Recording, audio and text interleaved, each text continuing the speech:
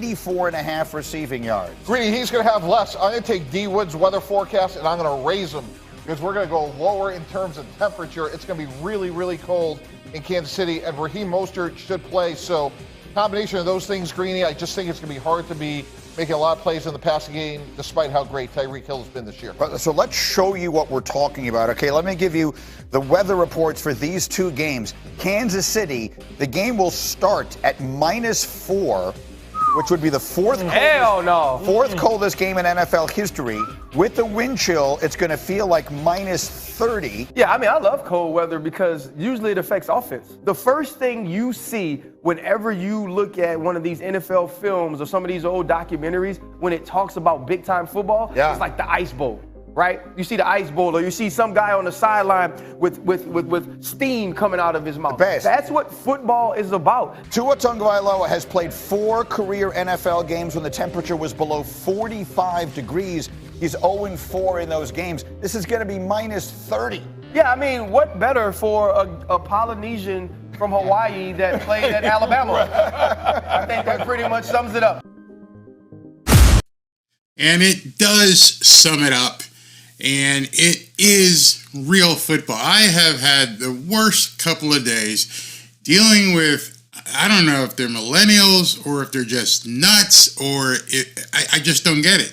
I don't know if people realize that people played outside football before they built domes. And I don't realize if people understand there are teams in the Midwest, Cincinnati, Ohio. It gets cold out there. Kansas City, Missouri, Detroit, Michigan, they have a dome now, but they used to play outside.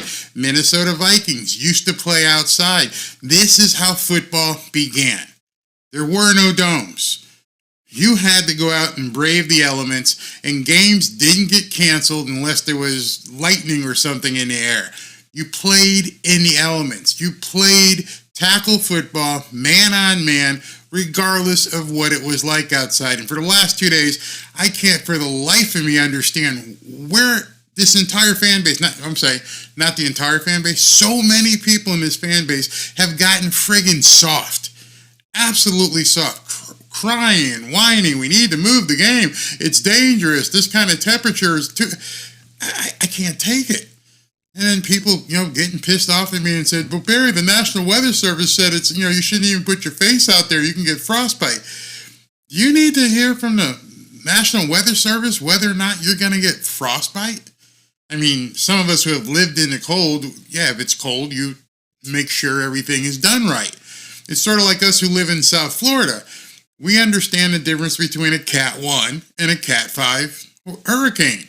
You make your preparations accordingly. You don't run around the house going, "Oh my God, there's a Cat 1 coming.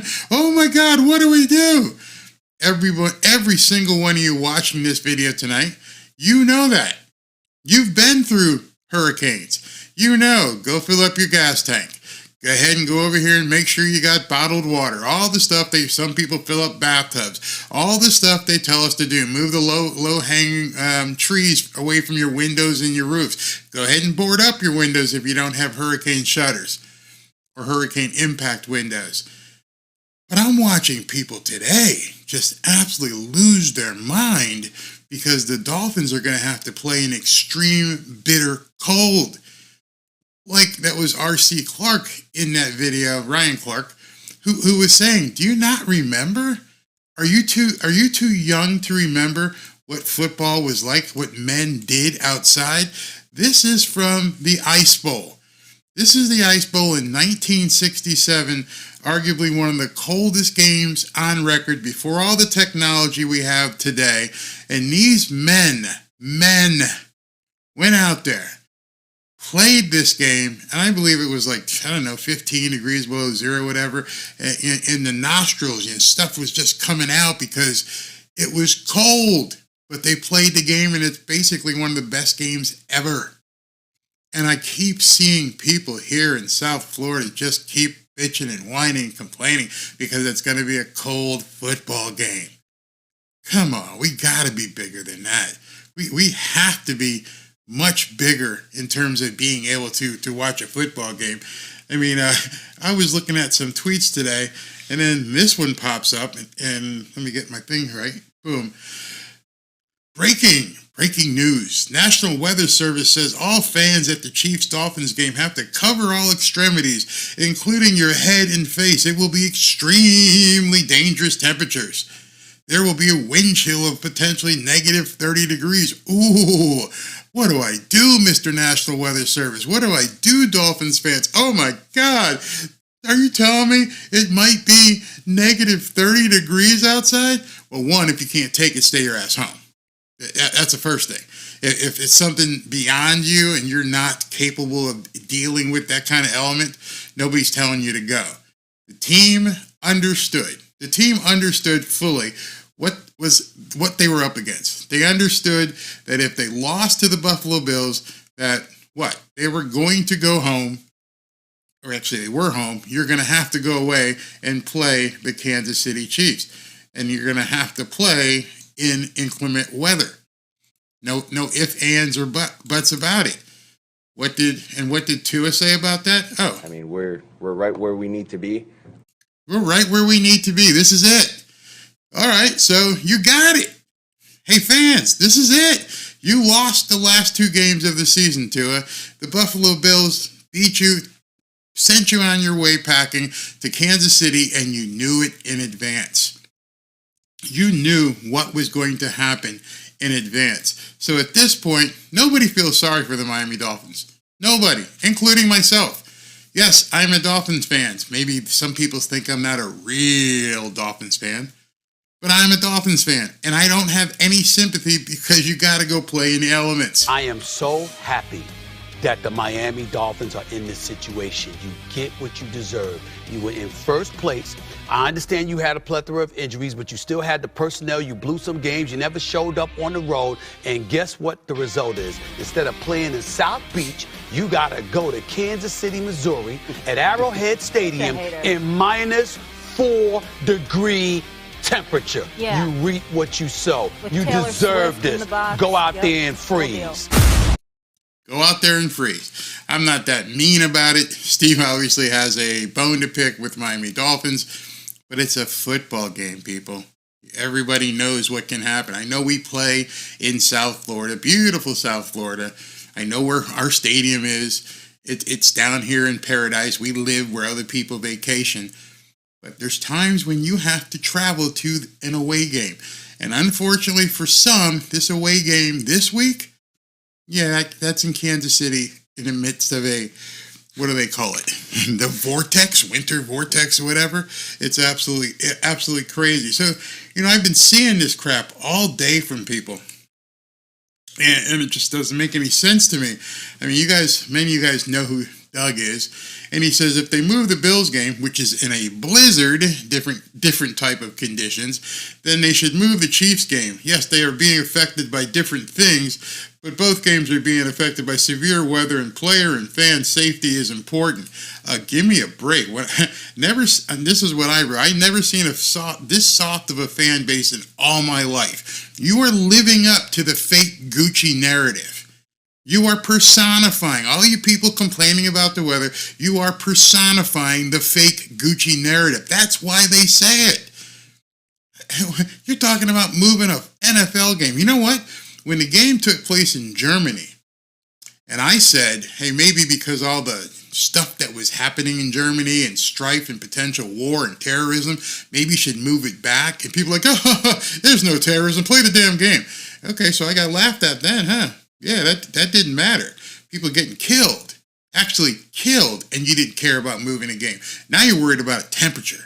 Come on, man. As I say here, cowboy the F up and go play the damn game. This is disgusting. I am so over people complaining that it's going to be cold. And then people wonder why many in the media feel the way they do about the Miami Dolphins. Our fan base is causing some of the problems with the Miami Dolphins. Absolutely. You're attacking people. Oh, I'm going to tell you about somebody who got attacked today. Oh, wait to hear this story.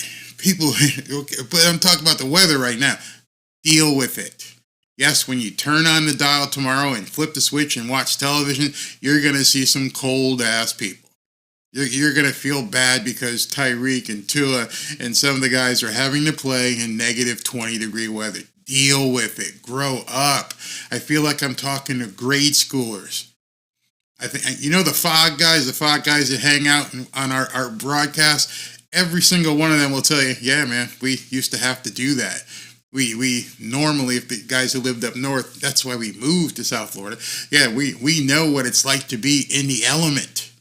We understand the biting cold of January. It's called January winter, you know, that's why it's the winter.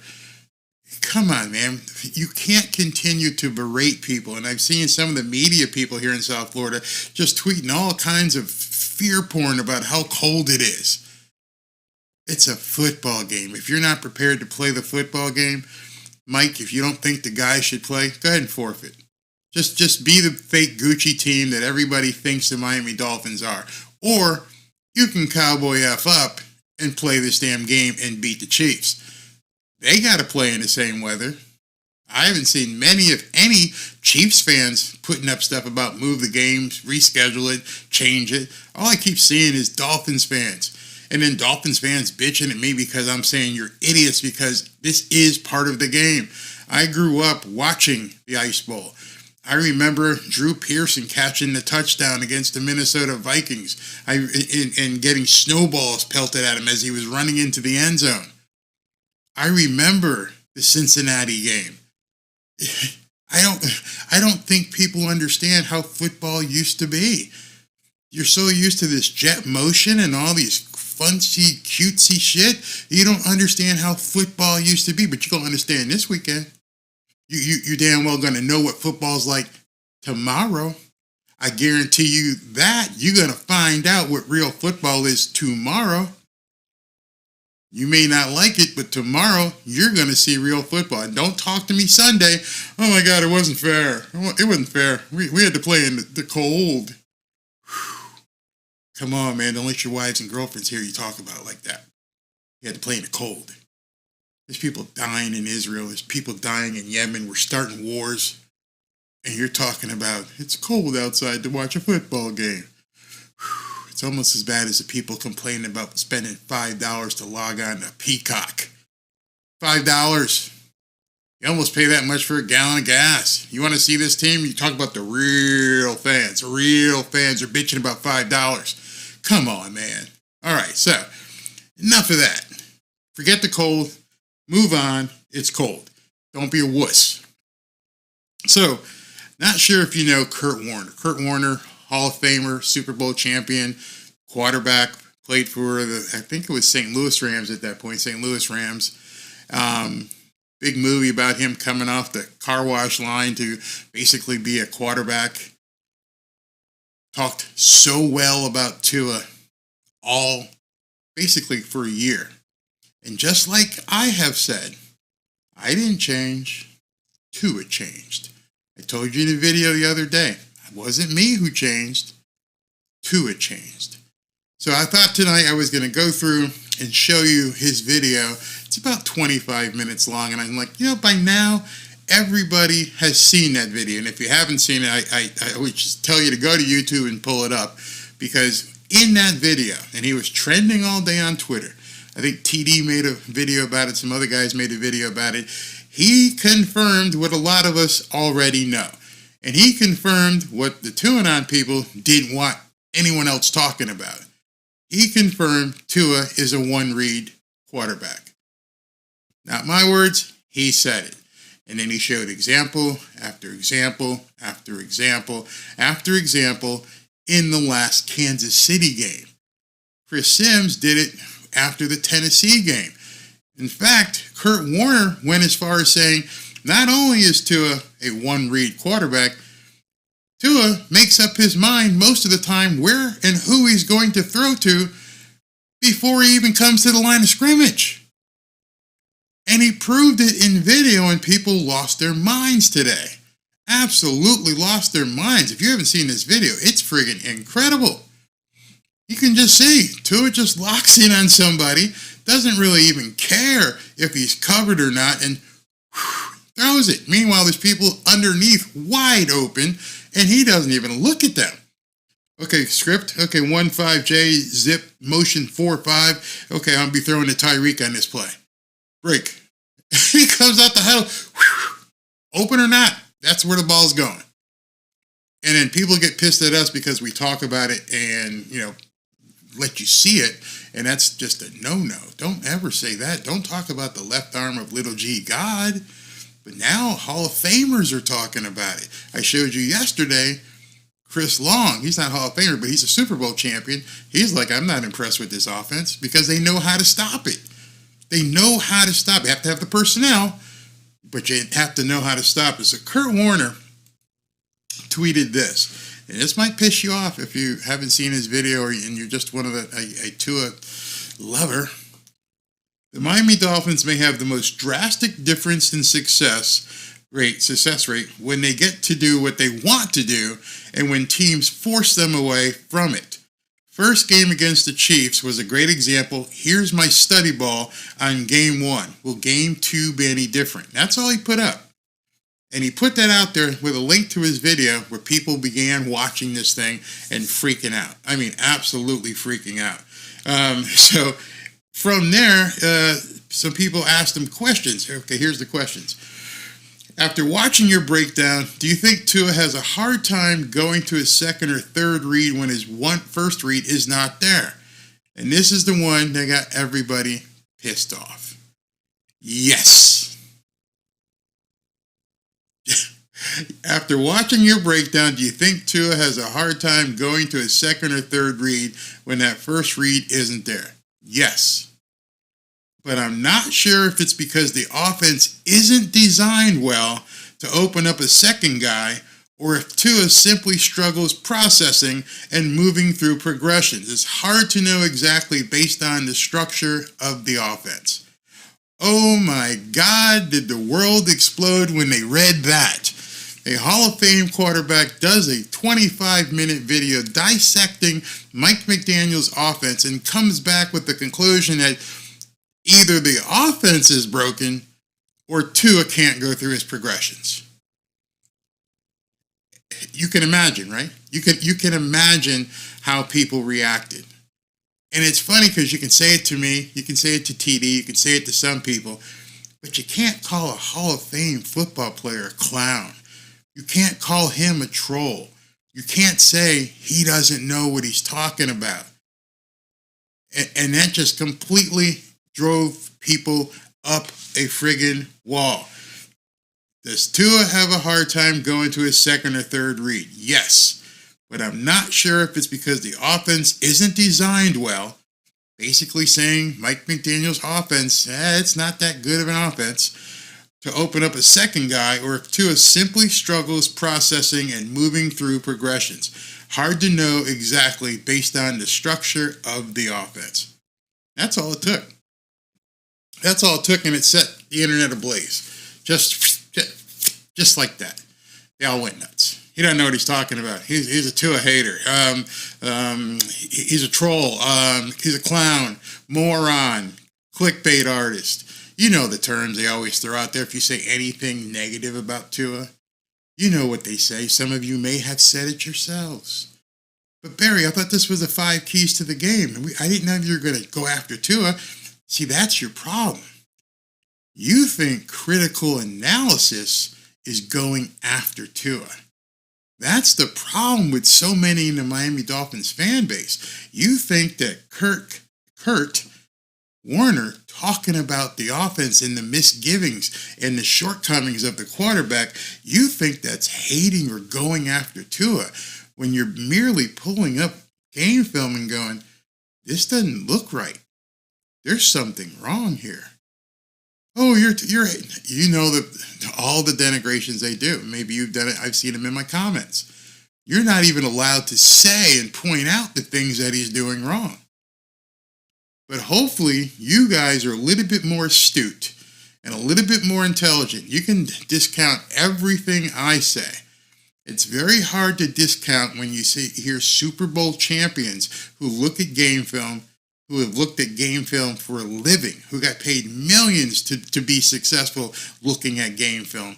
When they tear it apart and go, yeah, there's something wrong here. What's your commentary at that?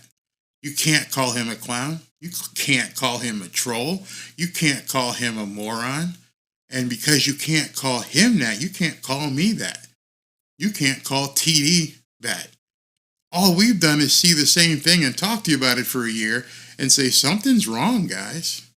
You might want to look at this. Now, we got one game left in the season. 60 minutes in a ice box. And what are they going to do next year? I don't know. What are they going to do tomorrow? I don't know. But if people are now pulling, and I told you this, I told you that people understood that this offense, there were problems with it and they could see what was coming, that there were tells. And people didn't want to hear that, even though that was NFL players saying that. Patrick Queen, Baltimore Ravens. Hey, man, we got tells. We know what they're doing. Darius Slay, Philadelphia Eagles. Yeah, we know what they're doing. And for a year, I've showed you this stuff, and people say, you're a moron, you're a clown, you're just clickbaiting, you're so negative, you're always so negative. And I'm like, well, you know what happens when you hear something negative? You friggin' fix it so you can turn it into a positive. The only reason for bringing stuff up is hopefully Mike McDaniel gets in and changes something. But because he hasn't changed anything, that's where the suspicion goes about Tua. It's like, well, if the NFL players talk about this openly, if certain pundits talk about this openly, and they know it openly, and guys like me talk about it openly, then people know. Why aren't you fixing it? That's the problem. I mean, here was a tweet that Ryan Clark had put out, and again, it just ticked people off. Have to be real about Tua. He struggled in the last two, proved he could stay healthy, but hasn't executed at a high level when it counts.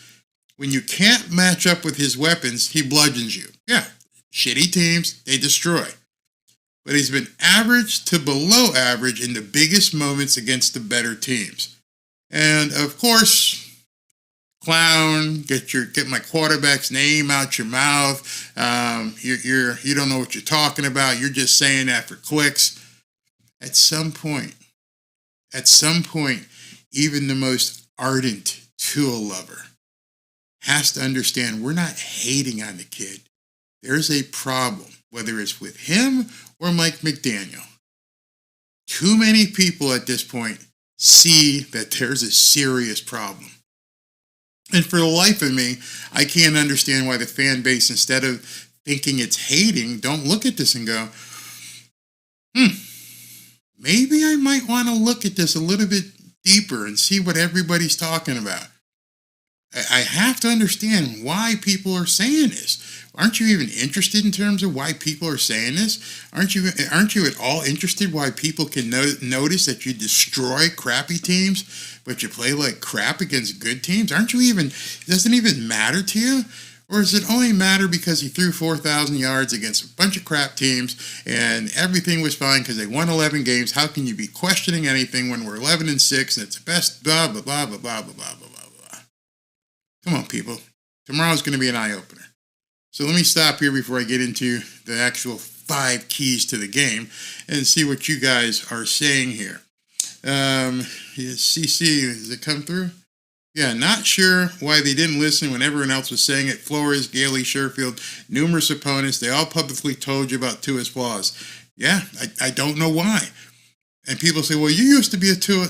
Again, yes, until I started seeing it myself, I'm like, oh, hey, there's a problem here. There's an absolute problem here. Let's see here. McDaniel said, just get rid of the ball in 2 seconds and you won't get hurt and we can get by with a weak O-line and whatever happens, don't run. Has some substance to it. Just plant your foot and throw. Plant your foot and throw. And Kurt Warner talked about that as well. Going to the game tomorrow, hoping for Tua to play his best and the team to get the job done. Absolutely. Hey, Tom, how you doing? They bought their tickets. They knew what they were getting into. I say let them crash. I would love for Tua to be elite, 40-year Dolphins fan, but it doesn't seem he is. Yep, Clemson players called him out in college as well. Both Bo Nix and Penix may be available. I don't think the Dolphins are. See, that's the other half of the problem. I don't think the Dolphins are going to move anything. Tua is here. They may even go ahead and pay him the big money. At this point, they would probably lose too much face if they got rid of Tua. I just don't think that would ever happen. I think he's here for the long run. Put Tua in first snap. It's snap, call timeout, and put Skyler in. Let's see what get by. Screw that. I don't know what you mean by that. But yeah. Wow. Hey man. Thank you, Nagui. Thank you very much for that. Thanks for a great season, Barry. Loved your analysis here. Keep up the great work. It ain't over, bro. I'm not saying it's over. I'm not saying it's over whatsoever. I mean, we got 60 minutes of football at least to go tomorrow night. Gonna get a nap in, do my pre-show at about 7:15. So let me segue into my 5 keys to the game. I feel at this point, and based on everything I've seen, especially in the last 4 games, the Cowboy game, the Ravens game, and the Buffalo Bills game, as the team has begun to descend into the winter. Then you take into account Tua's record of not being able to do basically anything in the winter months. And looking back at since everybody likes stats, looking at the stats of the games where they've played against good teams and he hasn't performed. Now you're going to go play in whatever, negative 15 to negative 30 degrees. And I think that takes on a whole different atmosphere. So I think this game right now, as of like tonight at 7:47, I think the game is lost. I think this is Kansas City's game and to lose. I feel at this point, watching the guys practice, seeing how many guys are hurt, wondering, I know they say Jalen Waddle may be questionable. He may try to go. Raheem Mostert may try to go. But the defensive backs and all those guys being hurt, the Dolphins are going to have to go steal this game. That's how they're going to win. They're going to have to steal this game. That's not a bad thing. You're the underdog. Nobody expects you to win. You right now, every newscast, every pundit, every talking head, Dolphins ain't winning. It's almost unanimous. Dolphins ain't winning. So when you got your back up against the wall, you only have one thing you can do. Well, actually, you have 2. You can stay there and get pounded, or you can fight back with everything you got and get off the wall. This is that moment. This is the moment where everybody's got you pinned, and they think you ain't got no way out of here. This is when you do everything. You kick, you bite, you poke in the eyes. Not literally, but you don't leave anything on the field. You're going to have to steal this game away from the Kansas City Chiefs. You're going to have to show people that you want it, basically, for no other terms, from here.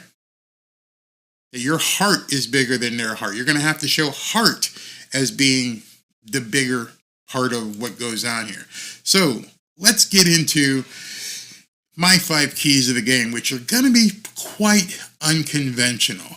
So let's get into it. Number 5. All right, so number 5, I say take the game away from Tua.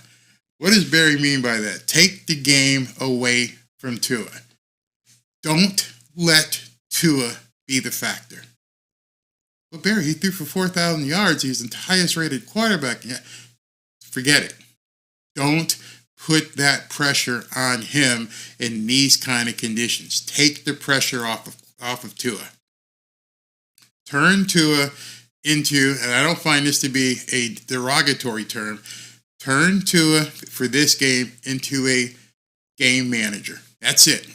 I don't expect you to be hitting Tyreek in 30-yard passes. I don't expect you to be hitting Jalen Waddle and crossing. Manage the game. I got another plan. I'm speaking if I was Mike McDaniel. I just need you to be that body out there, to be the harbor pilot. You're going to just, basically help the ships come in. That's all you're going to do. I'm not looking for you to win the game. I don't want this game in your hands. I wanted to hearken you back to a game that happened a couple weeks ago when the Buffalo Bills, I think it was the Dallas Cowboys, when they ran up and down the field on the Dallas Cowboys. Do you remember when they stopped the Dallas Cowboys, how many passes Josh Allen attempted? Josh Allen, they won that game huge, and Josh Allen only threw 15 passes.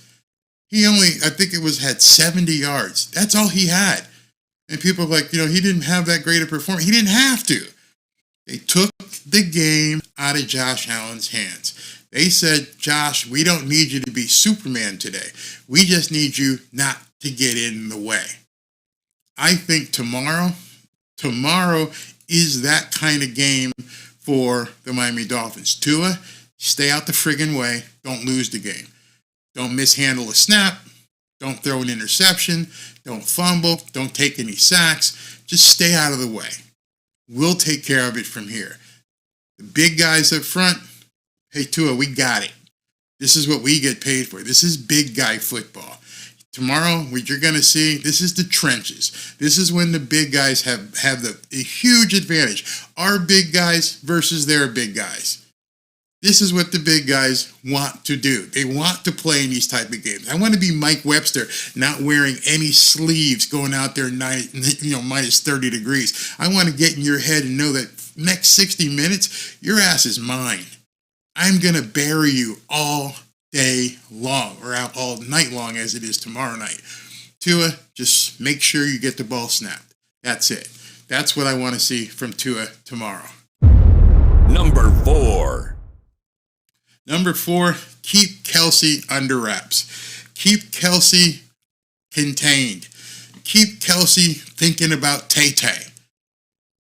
Tomorrow is going to be about short passes. They are going to put 2, maybe 3 tight ends in the game at a time.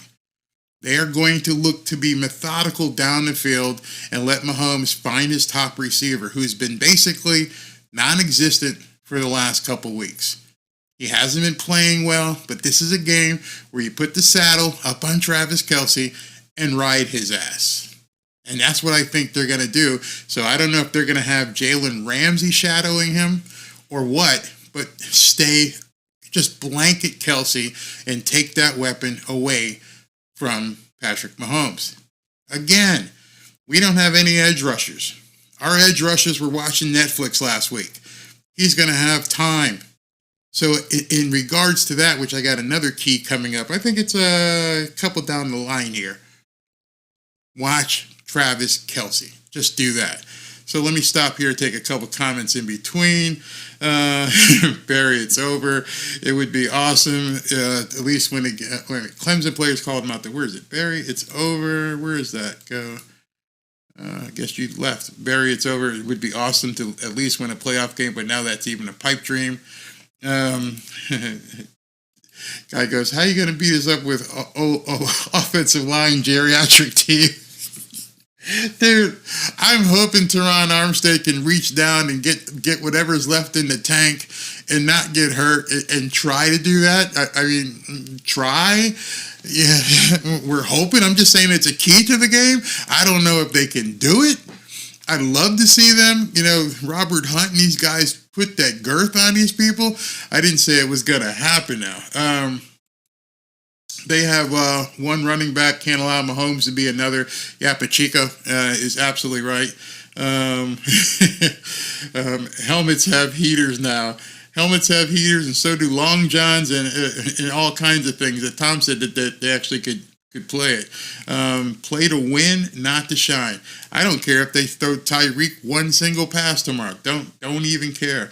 The Dolphins' coldest game ever was against Kansas City in December 2008 when they kicked off in 10 degrees with wind gusts up to 20 miles an hour. Absolutely. Let's see. How many Dolphins quit after the first?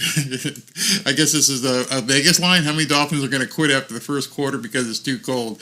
I hope not. And somebody says 75% of the team. Yeah, I mean, let's see if Tay-Tay even shows up. It might be too cold for Tay-Tay.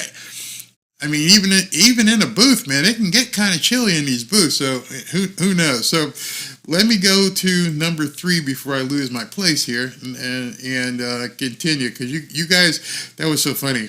How you going to beat up on the offense line with all these old guys? Yeah, you're absolutely right. Wishful thinking, man. I'm just thinking that Tehran and these guys can do something. All right, so let's go to number 3. Number 3. All right, Mike McDaniel, you haven't shown the ability to do this all season long. This is your moment to shine. You have to make the right adjustments. You have to show everybody that when you're out there and you see shit's not working, or you see shit's working, stick with it. If the running game works, you stick with it. Stick with it anyway. You got to be able to, get with Vic Fangio, see what's working, and amplify the stuff that's working, put gas on the stuff that's working, and never touch the shit that's not working. You got to change that. You got to simplify the vernacular. You talked about communication problems. Remember when Big Armstead and I got into that dust up, and he said the reason he got beat on that play was because, quote, communication issues? And that was in Baltimore. Wait till you're getting tomorrow, even though it's going to be 30 degrees below zero or whatever, there are going to be some screaming fans there. It's going to be loud. It's arguably one of the loudest stadiums in the country. If you have communications in other stadiums, you're going to have communication problems at this stadium. You can't. You just can't. You got to make the adjustments, man.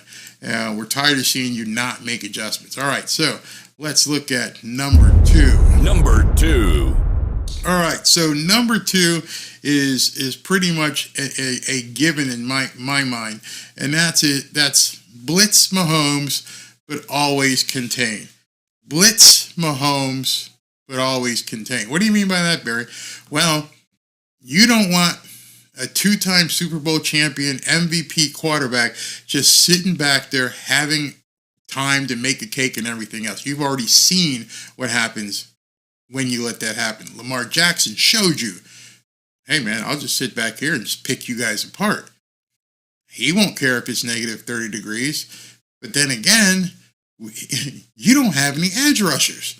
And so you're hoping that these 2 guys that you picked up at Walmart can all of a sudden, without any hardly practice, get out there and pressure Patrick Mahomes. Good friggin' luck with that.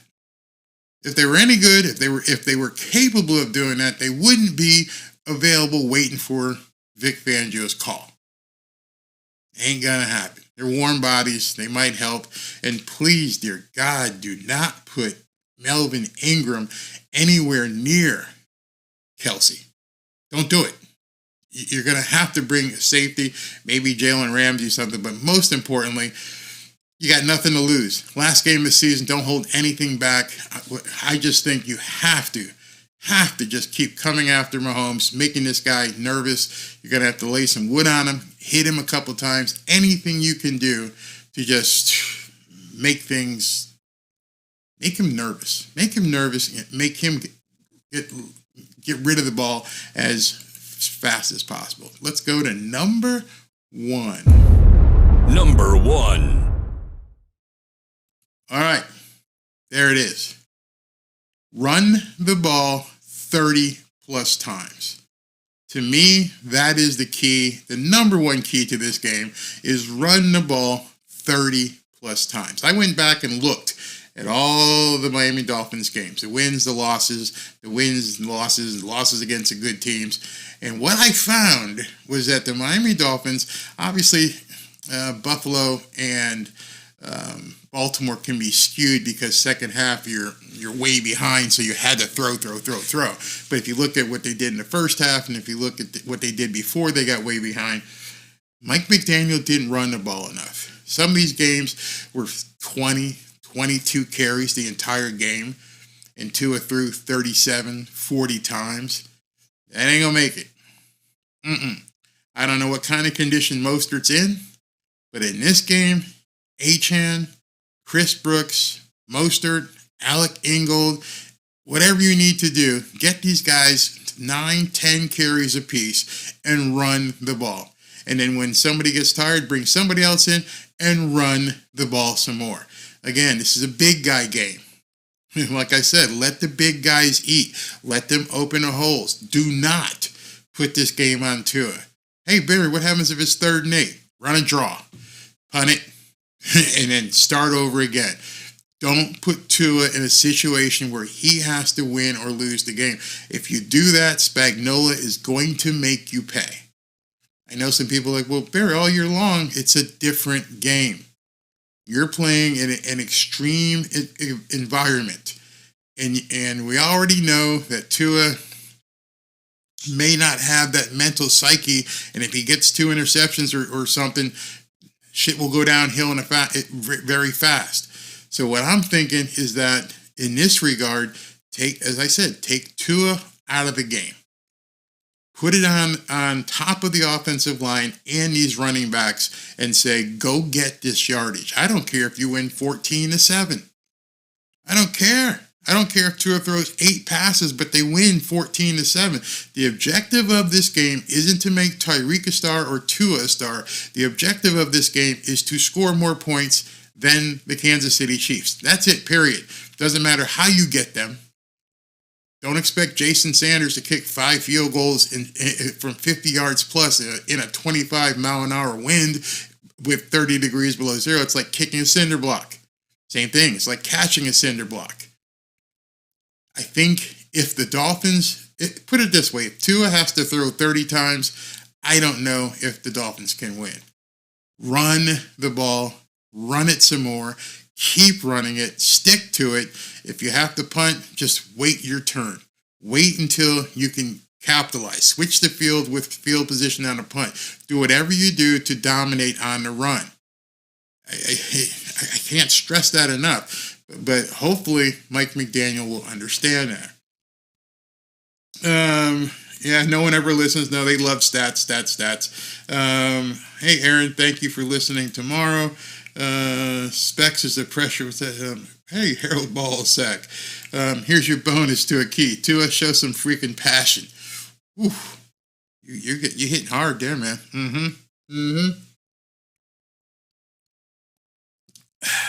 I don't want to see Tua when they're off the field in a parka all by himself. It drives me crazy when I see him sitting on the bench all by himself. But you tell him you're going to be at a parka just sitting there trying to warm up. No, man, get in people's faces. This is the game where you need to put foots up asses. Foots up asses. No, don't care. Leave it all on the field. Can't stress it enough. Go for it. Go for it on every 4th down. Special teams will screw it up again. If it's 4th and 2 or 4th and 1 and you're not basically deep in your own end, you definitely go for it. Definitely. But you got to put Chris Brooks in, right? You're going to put in Alec Ingold, right? You're not going to get in a shotgun and try to throw it on 4th and 2, are you? That would be a big mistake. Tua in a parka asking himself, do I suck? Ball control, run. You're right. I've played in this kind of weather, and I can tell you that the one squad on the field that won't feel cold is the big guys up front. They got some padding. All the big guys up front, we got a little bit of padding. We're kind of insulated, if you know what I mean.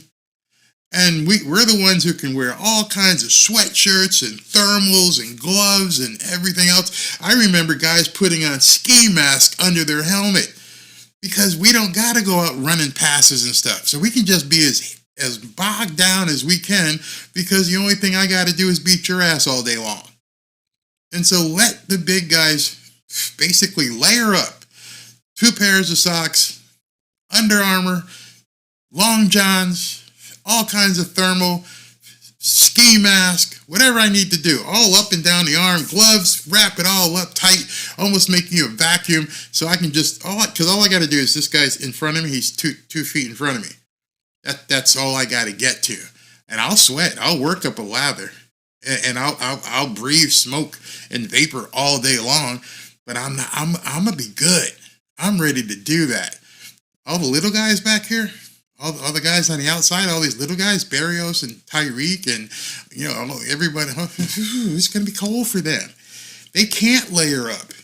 It affects their speed.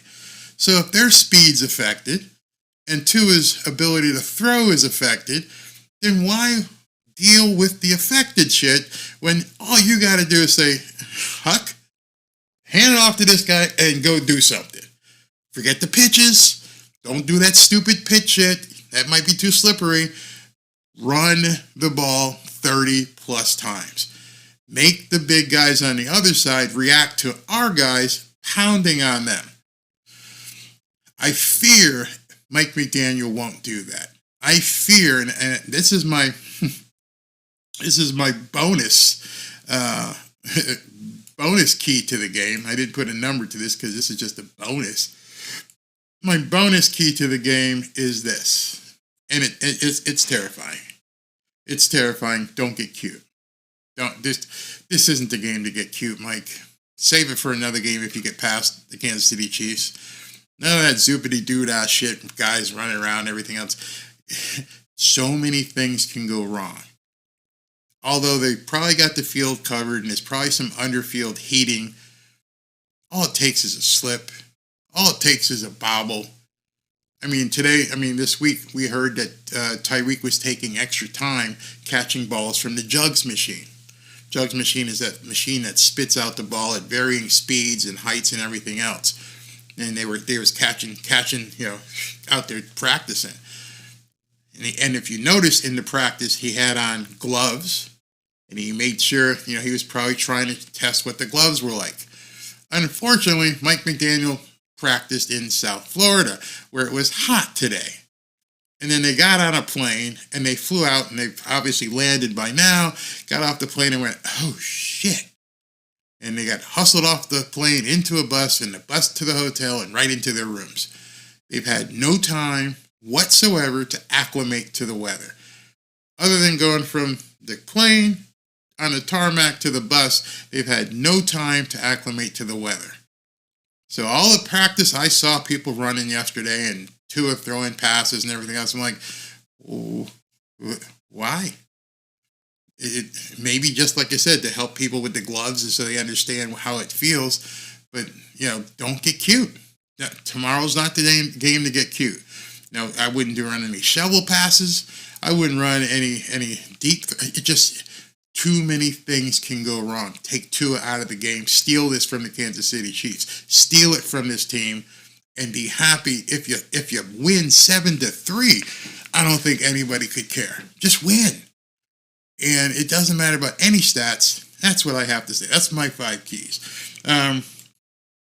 I am DeBrown. Even if they went last Sunday, they didn't have time to acclimate. It takes 2 weeks minimal. Yeah, it did. I know because I used to live there, and now when I go back, if it's like even 40, I go, whew, man, it's cold. It's really cold. I hope Miami brings so many space heaters that they knock some freaking passion. Wait, where's that? Where? Oh, I missed that. Here it is. Sometimes when I click this button, it doesn't show. I hope didn't go through. Will an ice bath help before the game? I don't know. It's funny, they just show up to Kansas City, but when they played in Germany, they had to show up a week ahead of time to have fun. They went a week to go play around in Germany. They show up the night before in Kansas City. Great point. Let's see. Barry, hey Robert, how you doing? Barry, you are so right, but it's hard to imagine them doing a basic running game without the pitches that can lose 5 or gain 11. That was one of the other keys. I said, Mike's got to adjust. And I'm concerned because unless he's brought some people in and talked to them and consulted all week long, dude, he doesn't have this kind of cold weather experience and understanding. I mean, I would go back if I were him and maybe even have called Kyle Shanahan and said, what do you do when there's cold weather? Which plays do you, he should know by now. He coached the Cleveland Browns, I think, right? So you should know at this point. You're the head coach. You're the guy that Stephen Ross said, you're the man to come in and, guide this team. I expect that you understand what's best for this team, or we're going to stay here until Friday afternoon. Oh, so you're not going to go out early, huh? Nope. Okay. All right, so what's your plan tomorrow? Your plan better be to run that damn ball. PTSD, post-Tannehill stress disorder. McDaniel better get serious this game. And I think we all know or feel, there was a lot of conversation around Twitter and stuff today that, after this game, so the rumor is after this game, before March even comes, Tua wants another contract. He doesn't want to wait. He doesn't want to go play out his fifth-year option. He wants another contract. So is he prepared to sit out? Well, maybe tomorrow answers that question. Is he willing to put his money where his mouth is and say, you know what? I'm going to base my negotiations based on what happens tomorrow. I don't know if you guys saw the All-Pro team, which is different than the popularity contest that is the Pro Bowl, which people keep talking about. And I'm like, it means absolutely nothing. It's a fan fest. The All-Pro is what everybody wants to look at. They name a first and second teamer. Do you know who they were? I believe second team was Dak Prescott, and I believe let me see. I forgot who was it Patrick Mahomes again? Let me just see here. All-Pro. I don't know if you guys have seen this. I should bring it up. All-Pro team.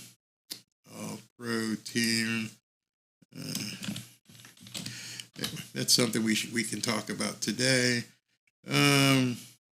Okay, where is that All-Pro team? I know Dak Prescott was number 2. I forget who number 1 was. I'm going through all this. Okay, so, yes, I did find it, and here it is. Here's your All-Pro team. First team offense is Lamar Jackson was number 1. So Lamar Jackson was the All-Pro quarterback. Dak Prescott was number 2. You see Tyreek here made All-Pro wide receiver. He was the only Dolphins player that made the All-Pro team, first or second team. Nobody else. Not Christian Wilkins, not Zach Sealer, not Jalen Ramsey. Tyreek Hill was the only player named to the All-Pro team. Tua wasn't even in contention. Lamar Jackson and Dak Prescott. That is the award. That's the award you want. You want the All-Pro team, not the Pro Bowl. Pro Bowl is a fan fest where you play flag football and some stupid games and have Nickelodeon come out and slime you. It doesn't matter. It's crap. It's people who like to say that Tua threw for 4,000 yards. He is him. None of that shit matters. You lost the last 2 games of the season. You're backed into the playoffs. Now you got to go play Kansas City out in the cold weather, and you better hold on to your socks. He's so we kept like, what is it if he holds out? If he holds out, well, he could hold out until basically July or August. It doesn't matter. Nothing happens between July or August. He just doesn't go to minicamp. All right, doesn't go to minicamp. He just has to wait till he gets into preseason. Are we willing to forfeit a season because we know Tua isn't a franchise quarterback? If he gets that win, he gets the bag. Yeah. I don't think they're planning on forfeiting. I just think they're just going to run with Tua. And that I think their mind's already made up. I think that's what they're going to do. And I don't know how it's going to affect the rest of the signings that they need to do. But it is. Nagib says, stop whining and play some football. Absolutely. To me, that says everything. I'm tired of people bitching and whining. Like I said, that's what football used to look like. That's how football was played on a football field with football players. That's how we all played. That's when men were men. That's when you knew who a man was versus a woman. You knew the guy who would go out there and play football in -degree weather. Just steam coming out of your face. I love it. I can't wait till tomorrow night. I can't wait because that's the type of game I want to see. I know I've been talking about the big guys up front a lot because this is when we get to shine. This is when the big uglies up front, finally you're going to get them hear their name called. These are the guys who go all season long and they catch shit for offsides and holding and everything else. And tomorrow, hopefully the refs say, here you go, big guys. Go ahead and beat up on each other. Let's see who's really got it. Open some holes for Achane, Ingold, Chris Brooks, and Jeff Wilson and Mostert. We have the backs. Even if Mostert can't go 100%, you got Achane, you got Jeff Wilson, you got Chris Brooks, you got Alec Ingold. There's no reason why this team couldn't run 30-plus times. And I don't understand why he wouldn't do it. Tua said he's not wearing gloves. So he's probably going to come out with the waist heater. And that waist heater, it keeps your hands warm in between plays. But then you have a problem. You guys know what that problem is? Your hands are inside your heater getting warm. What's the problem you have? You got to take them out. And then you got to put them on that ball that's not heated. Have you? I don't know if any of you have ever grabbed a ball that's been sitting in negative degree weather and what it feels like on your hands. It may stick to your hands if it gets a little bit wet. I know they try to cover it and they'll move balls in and out as fast as they can, but it's still sitting there. That leather is cold. So I don't care how warm your hands are. Once you take them out, they're going to start getting cold. Then you got to stick them in front of you and wait for the snap.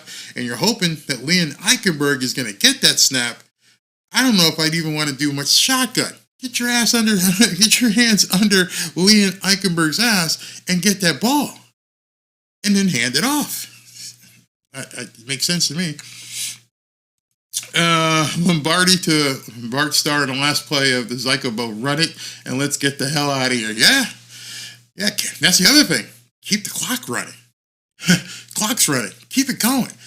Make that first quarter just go right by. Keep it going.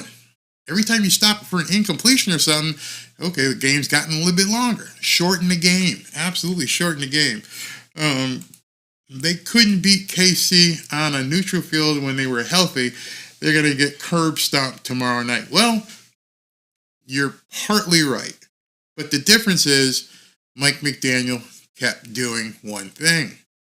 In that game, I believe they had 19 carries, maybe 20.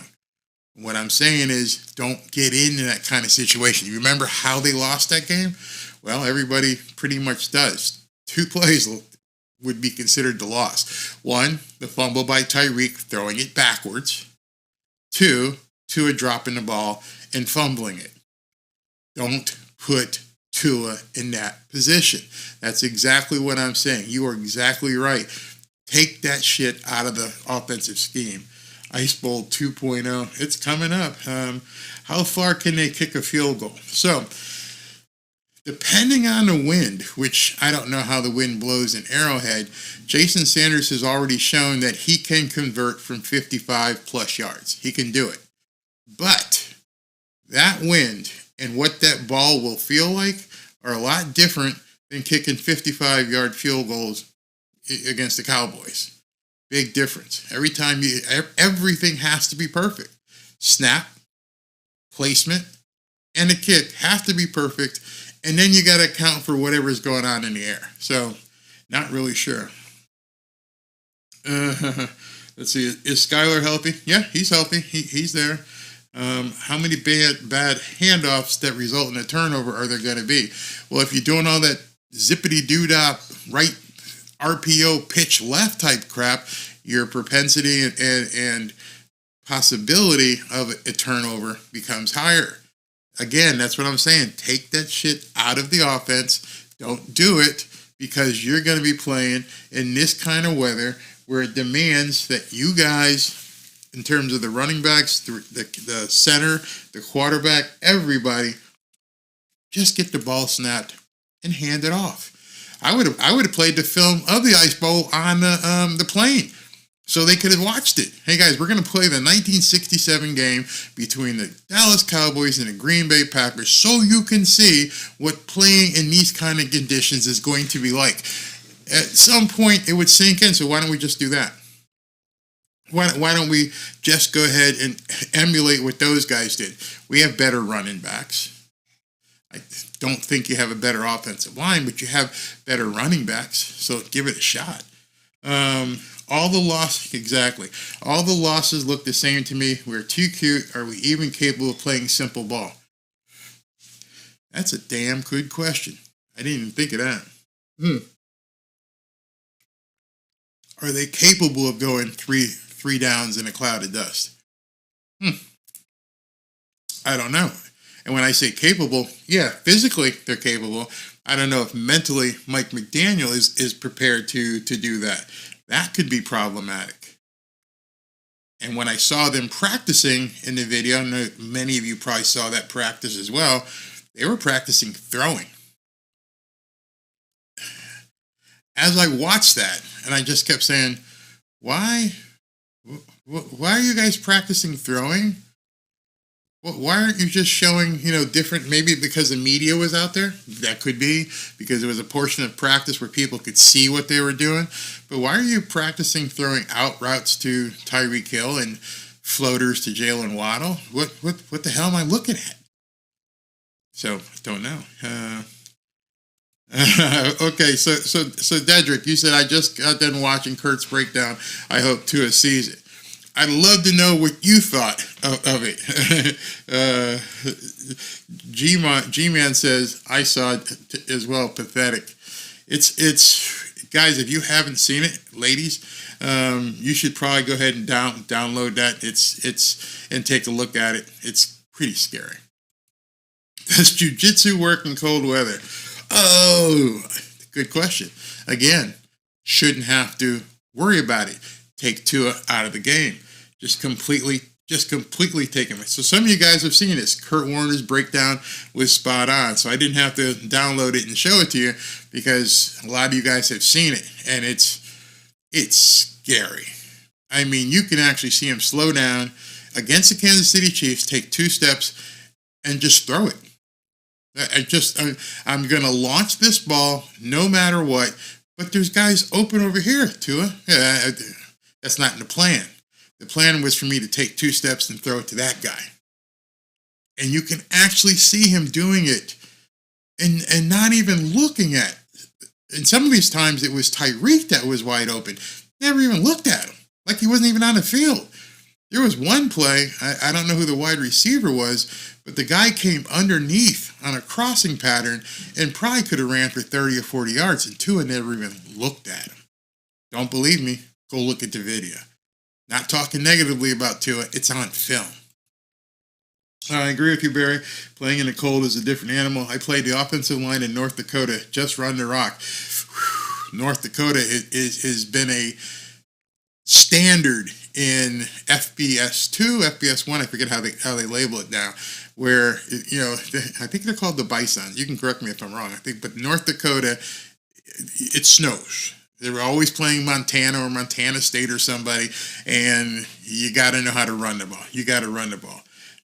Snead's going to clamp on Reek tomorrow, under 60 yards this time. Tua doesn't scan the whole field. He's too short to see over the line. There isn't always a throwing lane. That's why this time take him out of the game plan. If you saw it, now think about what you're saying. Think about what you just said. If you watched that video and you saw it, and a couple of you guys have said the same thing, you've seen it. Not me talking, not TD talking, not anybody trashing Tua. You can actually take his video and turn the sound off. And as you're watching it, you're probably going to go, oh my God, what the hell is going on? It is that bad. It is that bad when you see it stopped and rewound like a player or a coach would do it. And he would say, look at what Tua does here. Oh, this one worked. And it worked because it went to that spot that he wanted to throw it in. And he threw it in the middle of 4 guys, and Tyreek happened to pull it down, but he still just threw it. Watch it yourself. Don't get mad at me. I challenge you. Go watch it yourself and go, is that how football is supposed to be played? for a guy to take 2 steps and just rip the ball no matter what is going on in the field. Just, no read at all. Forget sometimes second read. There was no read. It was boom, stop, I got to throw it. And then people thought he was doing progressions because they thought he was looking off the safety. That's not a progression. He was looking off the safety to go back to where he was going to throw it to begin with. He didn't look off the safety and said, oh, there's a guy wide open. Let me look off the safety because I'm throwing it over here. I just have to move you. Are we going to get embarrassed? I don't think tomorrow is an embarrassed game from either team. I doubt it's blowout city. 14-10, 17-14, that type of game, close game, either way. It's not going to be, shouldn't be 45-40, shouldn't be throwing it 50 times a game. That won't work. That won't work tomorrow, not in this kind of weather. Before anybody calls me a Tua hater, I'm a diehard Alabama fan and biggest Tua supporter in the world, but I won't lie about how good he is. He's a ways away from being elite. I know they don't want you to say it. They don't even want you to broach that subject when they can just go look at the video. It wasn't Kurt Warner being a hater. He was showing plays on video so that you could see it and explaining it to you, but the body of work he was discussing was Tua's body of work. Nobody put anything. It was no AI. It wasn't just changed or anything. You can actually see what he did, how he did it, and why it didn't work. That's not hating. That's not hate. That's calling it as it is. That's the key to it, finding his second and third with good footwork in pocket. No, he just comes back, plants, and tosses it.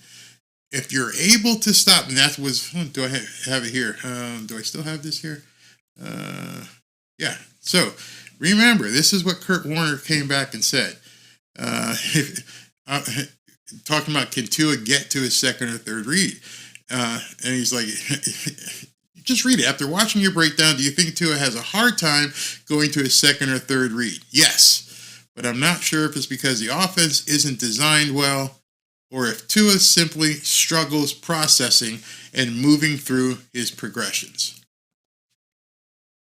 And you can see it for yourself.